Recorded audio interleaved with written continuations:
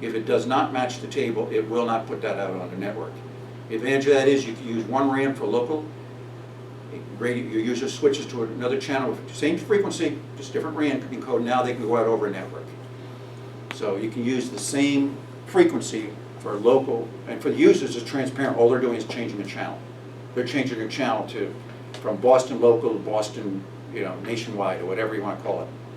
And now they can go out over the network. So it does allow that. We also have talk groups in there. A talk group is kind of like a sub-RAN, a sub-CTCSS. Imagine if a CTCS, you came in the analog world, 141.8. Once your radio decoded it, now it's got to decode a second CTCSS. Talk group decoding is done in the radio, not in the repeaters. Repeaters are transparent to talk groups. They don't give a rip. They're just going to send through the RAN information, and that's it. The local repeater user, the radio user, decodes a talk group. Talk groups are set up, our disadvantage of a talk group is it ties up a frequency. If I don't want to hear someone, and I'm on a different talk group on the same RAN, my radio is still going to show an indicator as in use. I'm just not going to hear any audio. I've tied up that frequency. So talk groups are good if you have, if you're trunking, they're great because there, you're going to just shift to another trunk. But for average user, no, you got to put that beep in there. So when they press the mic and if the channel's busy, they get an audible beep to let them know, oh, okay. Otherwise, what happens, we found out, they're right in the commercial world, they press the microphone, hey Ralph, you hear me? The radio's on the belt. They're not looking at that radio to see if it's busy. They got a microphone here. Damn radio doesn't work again. That's the complaint that comes into the shop. Damn radio didn't work again. Well, it's the talk group was busy. The radio was busy, they just couldn't hear it. So, talk groups are one of these things you may want to look at.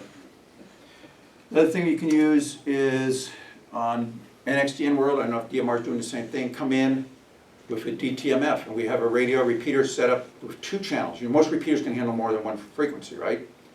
We have 2 frequencies, the same repeater, just different RANs. I come in DTMF in, analog output, here's my DTMF, shifts to channel 1, RAN 1. I DTMF in again with different tone, my repeater now shifts to channel 2, different RAN. Now I can use the same repeater, go transmit local or worldwide, and I don't have to worry about talk groups anymore. You can just DTMF and shift. Most repeaters have that input nowadays for multi-channel, changing channels remotely. Allow you to do that. Remote channel, or the MCH multi-channel or something like that. Basically, you drive a pin low and it shifts to your channel. So you can use DTMF to shift channels on a repeater, and now have a repeater on a location. You have users that say, hey, we just want this repeater to talk in our neighborhood, but by using that DTMF, you can give it 1 or 2 a chance to get out onto a network, and then when they're all done, the other users just key it back up and it goes back to a private repeater again, without having to worry about changing talk groups. Now you're just using your RAN, your local RANs for that. That might be something for us to explore, where we have the that sub-network for southern New England at the moment. Right now we don't have the ability in the system to say, let's say 2 users are on Cumberland, and if they're just using the local talk group, they're still tying up a Sonet and the other connected repeaters. Maybe we may want to look at that as the way to come off of our subnet and just run the one repeater temporarily. Yeah, those little decoders are Midian and Select Tone are 2 companies that come to mind that make those little tone DTMF decoders. So even in the digital world, DTMF still can have a use for control by going back in and alleviating the having to use a talk group and getting the radio busy, instead being able to just use a RAN. And by changing your repeater, it either ignores or doesn't pay attention to the RAN. That was kind of like a quick high-level overview. I can say a little bit about it. We're going to do some programming of a repeater, show you some of that. If you've got a few minutes, we'll do it strictly ICOM. I can't do Kenwood because, unfortunately, in our area, at least where I live, we don't have any strong Kenwood dealers. At least in my neighborhood. I reached out and they're like crickets, the only thing we got. So ICOMs are kind of big up in New England for that reason. One thing, we may be able to expand on that now with like I have been reaching out for a few months now to Lee up in New Hampshire. He's got a UHF box coming on hopefully sometime soon in southern New Hampshire. But I know he works for Bernie, N1IMO, and I'm pretty, Bernie's a Kenwood dealer, isn't he? Oh, he's not Kenwood? Oh, he's Kenwood. Is he so- Kenwood? Oh, yeah, he's big in the high tech. So, He's been pushing the high tier with a lot of people. well, but I think the point I'm making is with Lee getting a little active with us on the Yeah. NXDN infrastructure, I could always talk to him, and I'm friendly with Bernie. I don't know him very well, but I'm at least friendly enough. Maybe we can talk to him and get some Kenwood help Yeah, if we need that. I know we all have the ICOM link here, but yeah, ICOM helps, like, right now, they came out with a data radio. For those who in the business, ICOM just came out with a data radio, point-to-point packet radio. They gave me 2 for free to go play with for a month. They're shipping me 2 for free. So I'm gonna try to break this thing, you know? Well, they operate on 24 volts? No, let's find out. Just so you know, Kenwood is trying to develop a dealer in the Metro Boston area that's gonna be more active. Yeah, Because they're trying to get into the public safety arena. yeah, and they're good for that. And as a They're As a excellent result radio. of that, they've been playing a lot with the dealer down in the South Shore, trying to get him more active. Hopefully that's gonna happen. My personal preference, I love ICOM repeaters because they're simple to set up, and I like Kenwood radios because they sound great. You know, that's my personal, you know, but unfortunately, we don't have the Kenwood support yet in Rhode Island. And I don't know about the Boston area. I'm gonna run through real quick program and ICOM repeater. Anyone want to do that at the front end? I don't know if anyone can see Kenny that. needs training in that. Okay, well, if you want, yes, no? Oh, okay, I just grabbed one. How many, Thank one, you. two? One's fine. No, 1, 2. Okay, and we're gonna get a couple of people in here. I should get one of them because I program radios a lot, but I don't these guys program the repeaters, not me. It's gonna be, oh, keep it, okay. Use it as a fireplace starter, I don't want to carry it back. Or carry it around. There's a guy who's got an idea. Yeah, roll it up tight and Yeah, make there it one you of go. the pretend logs. So, real quickly, the ICOM, the reason I'm showing you the ICOM is they program up the easiest of both. There is no virtual porting required or anything. They're very straightforward. You don't need to go through what's that called? Virtual VPN. You have to VPN into them or anything like that. None of that's required. When you open up the ICOM repeater, there's 2 parts. There's a built-in network card, which is nothing more than a router. It comes built with a router in it. On one side, we call that the front end, the back end. Then on the other side is the radio itself. They're just connected by an internal ribbon cable. First thing you'll do is you open up you log into it. This software for repeaters, you can get it at any ICOM dealer. They will sell it to you. They'll sell you the CD. For the repeater, it's public as far as anyone who walks in the door, they can buy it. If you got the $49 or whatever it is, you can buy the software, the CD. Or I can call Kenny. I didn't say that. Said was you walk into support your local ICOM dealer, the poor guy needs the money. First thing you're going to do when you log in, you go into it, first thing you want to do is go to what's called network settings, your first page you see there. You're just going to populate that. You're going to tell it your IP address of your repeater. If it's in your house, you have a static IP hopefully for it. It should be always static in your house or in your location because your router needs to be able to find it. You can never use dynamic within your house or radio hut. Between your router to your repeater, it has to be static. Your repeater cannot be playing hide and seek in the house for its access to the internet. And I keep using the word house, but it's actually, it can be anywhere you're having this location. Then your submask, all that says is ignore everything else outside of this range. Your gateway, the gateway is, where's the router? What's my router's IP address? How do I talk to my router? That's your gateway. So you populate that. In these fields, you see these are generic, 161, 192, 168.0. Dot, anything is generic. Anything 192.168. Anything beyond that is public domain. You can use those IPs all you want. No one's going to pay attention to them, and no DNS server is going to route traffic to them. So they're not going to be any good for anything other than your house. So you put that in, those 3 fields, that's 4 fields right there, that's all you need. You've just done 1/3 of programming your ICOM repeater. The next thing we're gonna do, next page you'll look at is remote base. These are accessible. You can restrict who can get into your repeater, who can't for maintenance. If you don't want to restrict it, don't worry about it, but if you have one person at one computer, you only want them to be able to get into it, you can put in this field their IP address, and only they can get into that repeater for maintenance purposes. For initial setup, we don't care about that, so we'll just change pages. Now here's the important stuff, setting this up. Multi-site table, enable multi-site, first of all. Turn on multi-site, because you want to use it multi, right?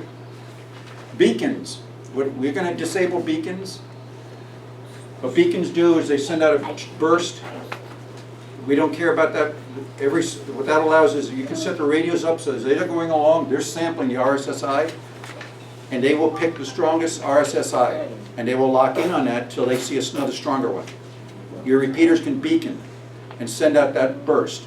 So it's basically a roaming mode. It's a roaming mode, yes. It allows all the repeaters to do roaming mode, and you can set one up as the host, so it says if I got traffic for that, I'm going to route it to that one guy. The repeaters then they all beacon every 60 seconds, or you can set the variable up in there, the beacon You're saying that operation. you're setting this up as a mesh network? Yes, Okay. so they will beacon and then they will talk to each other. The repeaters are all tied into one another. I'll get to that in a minute. We'll show you that. Just pick this. Now the direct list address, see that there?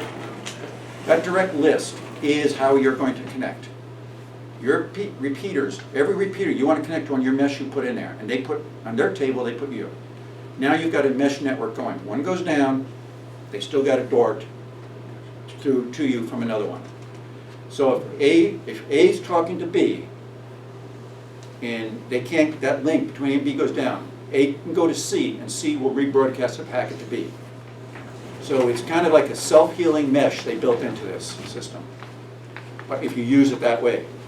So it does allow you to create what we call like a mesh pattern versus a star or a ring or a spokes system.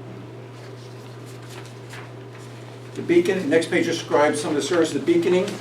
We send out the beacon conventional. The radios listen either strongest RSSI at the moment, or the radios can listen, they will scan all frequencies that you've built in there, store the strongest RSSI of everything you hear, and then lock in on that one that they stored that was the strongest. Or high speed, first strong one, lock in on it. Users determine that. So we have synchronized beacons where a master can send it out, or non-synchronized, which is basically everyone just sends out their own random beacon. I'm running low on time, that's why I'm trying to get through it. Network information, the last page, you can go to that page on when you look at it. That allows you to ping the other repeaters. When you built them into your database, you can hit that refresh button and it should come back up and say active. See the word disconnect in there right now? If your link is good, your repeater sends out a ping, that network card pings everyone on the table. You watch that, and that should all say active. That allows you for remote administration. Come in, check your networks, they're all good. Everyone's up and running. Great, fine and dandy. That's all you need. Once you've got those things set up, your repeater is now on the network. There is nothing any more complicated than that as far as getting them going on a network. You don't need virtual tunnels or any of that stuff to build into it. It's all done peer-to-peer as a mesh network. Questions? Yeah? What band are you guys primarily operating on in NXDN in New England? VHF and UHF. VHF where we can, but like everyone else, pays pause, has an opinion. Yes. And the opinion doesn't match what you would like to do, so UHF in spots too. There's one right on the band edge that. Right. We can sneak them. You can sneak an NXDN signal into between the guard band at only 600 kilohertz wide. A guard band is a little over 1 on each side of it. You take like 1.5 from each frequency as your guard band. You can slide an NXDN into that guard band, and no one will hear it because remember on a standard 25, you're using 10 for your voice, right? Because you're 5 kilohertz deviation, so you're using 10 voice, and you got your sidebands. Remember Compandra sideband? Try to use that. You got your sidebands, then you got your guards. So you got a lot of wasted space there on a standard analog signal right now. Yeah. One thing I'd like to add, because one thing I've noticed, we've got a couple of new faces in here that I don't recognize, and I've been doing the NXDN bit with you guys for a few years now. It probably would be good for me to make a commentary here. We would love to be doing all of this on VHF. As Eric pointed out,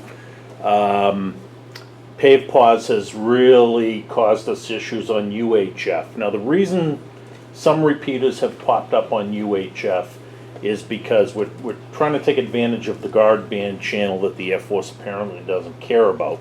That's very limited. What we really are trying to do, what we want to do, is if we can get to a point where there's enough critical mass, and I think at least through Rhode Island and southern New England now we've about reached that. There's enough linked repeaters that, you know, if other groups migrate over and are interested, I think the only way forward on VHF for NXDN in southern New England, since there's no new pairs to be had, it just isn't happening. Right.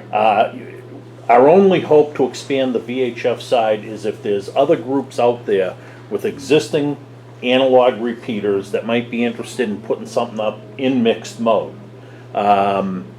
You know, so when you go back to your own towns and whatnot, your own home clubs, you know, if you think there's enough folks that might be interested, it's something to mention. Well, the question is, can you run mixed mode? Yes. In We do. all configurations? We do that on Yes. the railroad right now. What we Okay, have, because DMR can't do we that. have right now on the DMR, once you railroad. become networked, you're kind of we stuck. converted all our maintenance to digital Yeah. radios. The But way- we're still running analog. Now, if an analog user comes into my railroad maintenance MW frequency, they go at analog. But the repeater sits there and buffers. It buffers the first 10 milliseconds, which in a computer running MIPS is a lifetime, right? Right. Buffers the first 10 or 20 milliseconds of that audio. Is that audio coming into me analog or digital? And at that point, it kicks the transmitter and it needs. So my users come in analog, go out analog. A Right. digital user comes in digital, they go out digital.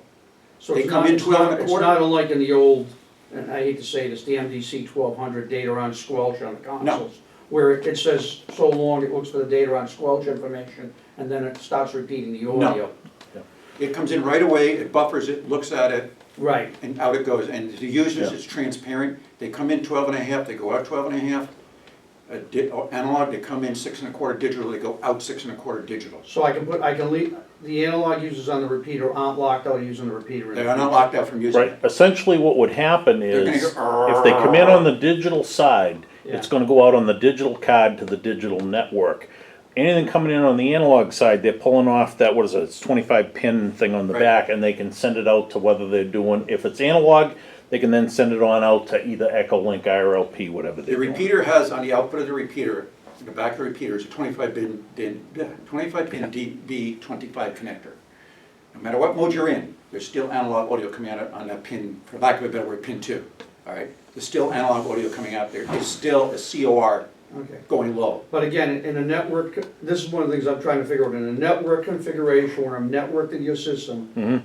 the repeater goes on analog, it stays in the local mode on analog.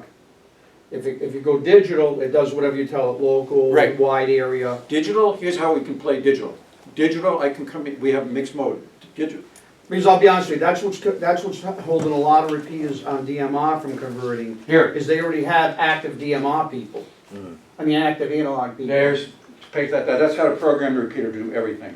Okay. That's programming the repeater. That's Yeah, I how to mean, program it. That's Yeah, what's I know. holding up a lot, like, Yeah. we've had an analog repeater for 15 years at one site. Right. I've got real users that are still on that, use that repeater, I don't want to lock them out. Right. We The have, DMR, and the DMR group came to me and said, can you convert to DMR? No, They said, the trouble is everybody has to go to DMR. yeah. Yeah, no, you don't, yeah. What's your hometown area? Natick. Natick? I don't know if you travel much over towards Plymouth. The repeater's not linked at all, so it's not used much, but for way of example, the Plymouth, It's after 12, anybody wants to get out of here, by the way, I don't wanna hold you. That's the only one we have that is I mean, mixed it's after mode 1 at the o'clock. moment. You go Marshfield. in- Oh, that's right, I take that back. The Marshfield, that's right. Marshfield VHF is Now, also an example. One thing to of mixed consider mode. with digital right now, if you were to take digital, if, in the ideal world, if the NXDN people got off on their own little corner, okay, and I'm being idealistic here, right, and I realize it's not realistic, and said, give us 2 frequencies, 2 25 kilohertz frequencies, that's all they would need for all of probably the East Coast. Between that and voting, you'd be able to travel up and down the East Coast, and your radio would vote, and just like cell towers, Yeah, repeat the just frequency, we Yep. do the same thing. And you'd never take any more, 25 kilohertz, and that's it, no more discussion, happy as clams. Your duplexes would travel, most duplexes will travel that much, and since you can remote tune these, another station comes in, you just type in, from Atlanta, you sit in Atlanta, retune Boston to another frequency, the user doesn't give a rip, their radio's just scanning along, A, B, C, D, E, F, G, H, I, J. Oh, I locked in on J, I got a conversation. You would never need to go any more than that. You wouldn't be fighting for frequencies anymore. You just manage your 8 so that you don't get overlap. With the beaconing, that's what that would allow. All the frequency fighting would be gone. But until we get to that ideal world, we're gonna have to struggle for frequencies. Yeah. For those interested in programming what is this? This is, for interested in programming the ICOMs, this is the front, what we call the front end. I just handed out a piece of paper. That will help you, walk you through it, tells you what you do need to do. I realize we're over 1 o'clock, anyone needs to get out of here by all means. But this will get you real quick. You log in, put your IP number in, go populate your memory channel. Your mix mode on the third page, it explains those 3 mix modes to you. Analog, mixed A and A, what that is, mixed A and A. You come in, mixed A and A, you come in analog, you come in either digital or you come in analog, and the repeater will transmit analog, it doesn't care. Digital user comes into it, it's going to transmit an analog signal out. Analog user comes in, it's going to transmit an analog signal out. Through the rear panel. Through the repeater.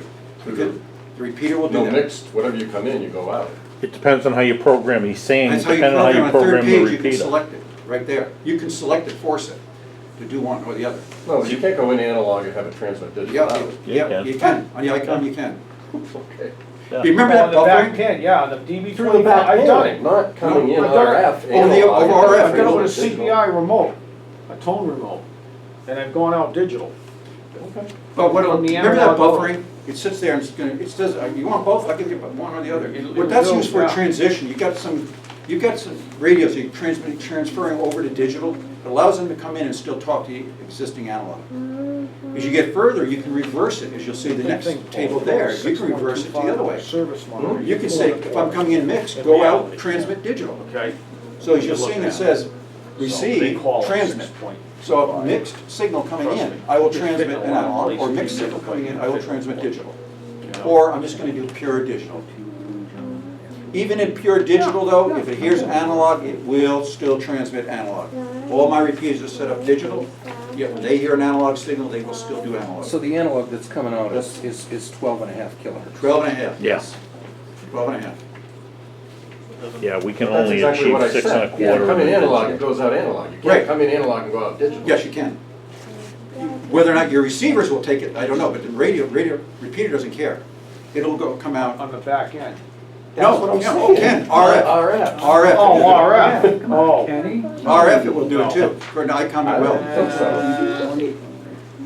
You're saying, You just had to have it I'm gonna programmed that repeat, way. I'm coming in analog and I'm gonna Look, go out like this digital page right here, on the Ken. output frequency? No. Right, right.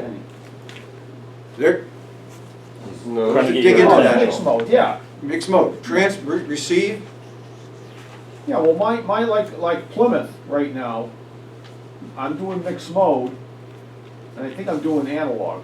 right, so you're always coming out analog. No. No, he's got it programmed to detect if the it'll track the incoming signal. Oh, okay, so you set In that. analog, out analog, in digital, out digital. Yeah, okay. Yeah. Are there specific ports that need to be opened up? Yes. for, I'm gonna show you those in a minute. Yeah. Yeah. You can come, see, that's the way you could mix it up, that DB25 Because I was using a remote, or a external repeater controller. Right, So you people can, can come in on another repeater, and that would program whether I they mean, go you out could have had analog or digital. a repeater on 900 going into that, Right. and going out digital. And same thing, I talk back to that repeater digital, and it goes back out to the 900 repeater analog. You can do that.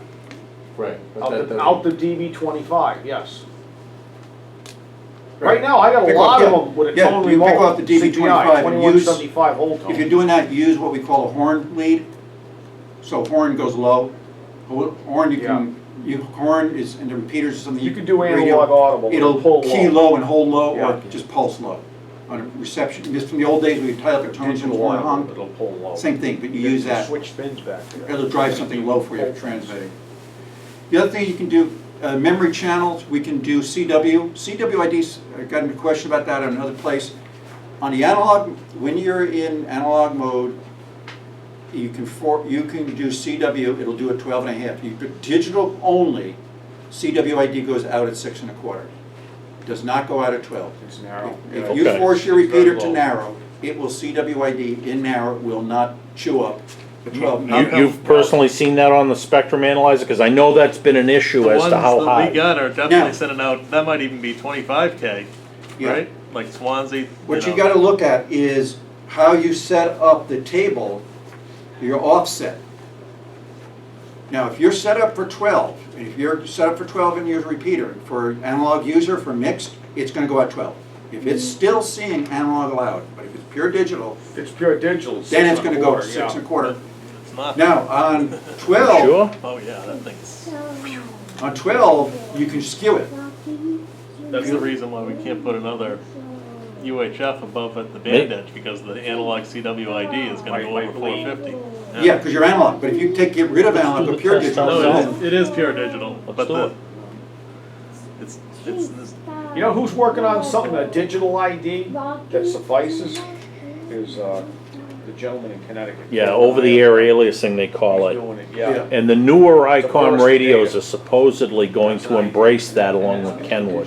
okay, they can't, because Kenwood right now is having a, that's the holdup, is Kenwood. I talked to the factory person down there right now, what's happening at Kenwood. Kenwood radio sends an over-the-air alias ID to an ICOM. The new ICOMs can read it. Yeah. New ICOMs can transmit back over-the-air aliasing. Kenwood receiving that packet says, I want to see Kenwood's manufacturer name in that packet, or I'm not going to decode it. Oh, okay. So now it's back in Kenwood's ball park. So. But at least we've made some Right, progress. so it's CW offset ID, that's discussed there, you can go in, any of these fields you can click on, but it shows you right here, you can offset, if you're at 12, you can shift up or down your CWID. So if you're having trouble, you're running 12, you have a mixed mode or anything like that, try off shifting. This table allows you to off shift that CWID 3. That might be a way, Jeff. 3.125, it's right there, so and that's field, give that a try. Because, and the reason I say that is, in discussions involving Jeff and Gary and some of the other guys, one of the reasons that current Bridgewater frequency's where it's at is we know that digitally we can slide up a little higher, but we've been a little averse to it. You know from the emails you and I had, we've been averse because of the Now, the other CWID. thing, No, for the. talking about that, I'm not gonna go into RANs, you guys understand that already. Go 2 pages further though. On the back, you'll see where it talks about setting your CWID. That's where you select, you want a 3 or do you want a 12. You have to populate that table if you want it narrow. Okay. That, you have to get to that table and populate. That's where you put your call letters in. In the very bottom menu there, are you 12 or are you 3? You've gotta specify that. By default, it's 12, Oh, unless you change it. You've gotta go in and change that thing. wow. Maybe we just need to change that. That's on menu, LMR, CW, CW settings. See the very bottom one? CW spacing for digits, by default, it's 12.5. If you want to go 6 1/4, you got to specify 6 1/4 in here. Once you go 6 1/4, you cannot skew 3 off, obviously, because you, Might let you guys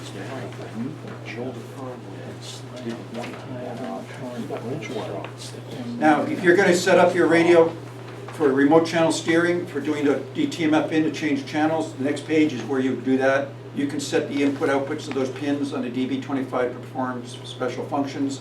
In this example here, channel pins, what is that, 15 goes low, it's going to channel 1. I drive pin 16 to 2, the repeater is going to shift to channel 2. Channel 1 is a RAN of 1, channel 2 is a RAN of 10. I've just moved my users off the network, one quick shot. So, hopefully that helps that you guys get out of here. Ran over, but plenty of, It's all right, the info was good. And I know the Connecticut and the Maine guys will appreciate it, because I got it all taped. Are they awake yet? Well, Maine, you know, they're, Sooner or later, we'll get them on NXDN. I think mainly there's interest. Any questions or anything I can help with? I'm a little confused on one thing that you mentioned. You had mentioned if you're gonna use this totally digital, you have the Yes. capability of having two simultaneous conversations. No. Not in the NXDN world. Not in the NXDN world, but you said, well, I think what you mentioned was you could have two repeaters on the same frequency at different locations. Skewed 6.25 away from each other. You did- So in other words, if you have a 12.5 frequency allocation, or even better if you got 25, essentially your emitters, you'll have two emitters or however many Right. emitters, and they'll be skewed from each other. DYDNS. It's right next to each other, but not right on the same frequency. Yeah, they're, Two different but since our radios. rejection's enough, we can do that. Yeah. Yeah, I'm telling you, This, if you're gonna do when I changed the DYDNS, Cumberland site, I was at the site, and I just went up 5, and my mobile radio didn't kick over, and I was at the site. right.